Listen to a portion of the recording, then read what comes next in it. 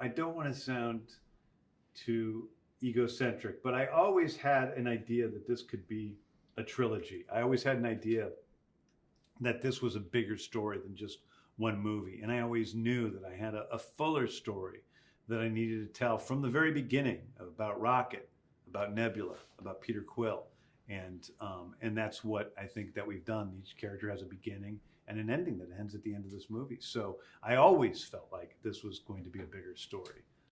Probably the most surprising thing about my Guardians journey is just how much I've fallen in love with this cast and this crew and how we have become a family. You know, people work on TV shows, they become really close to people, but we've been making these things for almost 12 years.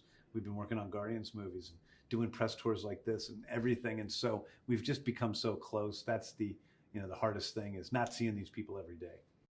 I don't really have some obsession with doing things practically in camera with effects. What I look for is what is the best way to tell the story. So if an effect can be done the best with prosthetic effects, and we have more prosthetic effects in this than any movie ever made in the history of film, for real, then I'm going to do that. And if it's best served by doing computer, graphics, then I'm going to do that. So it's really what looks the best, what serves the story. If you have a raccoon running around who's talking and doing action scenes, you need to CGI that. We can't do that with puppeteering. It's just not possible.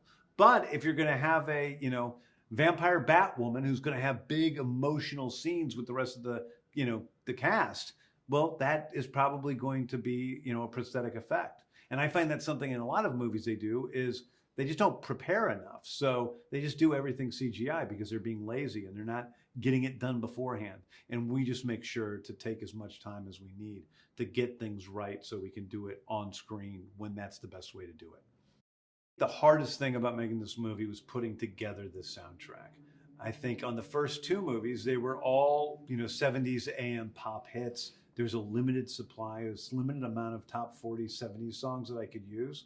On this movie, it's songs from the 70s, 80s, 90s, 2000s. So I kind of had all pop music to choose from. And figuring that out was daunting. And I didn't want to let people down. I knew that the first two soundtracks were iconic in their own ways.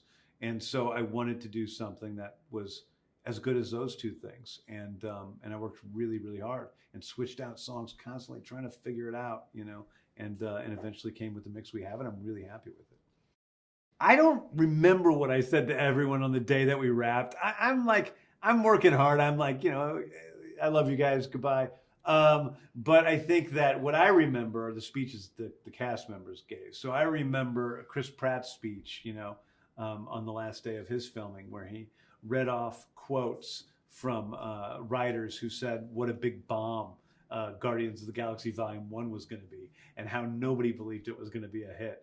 And I remember Zoe's speech where she talked about how much, the crew and the cast and me meant to her, and where she broke down crying, and it made me break down crying in a real way, which doesn't happen very often. I remember my brother Sean's speech and just thinking what it was like, when we were playing in our basement together when I was, little children playing with Fisher Price toys. And here we are doing the same thing essentially, making movies with all these characters and creating. And that was very moving to me.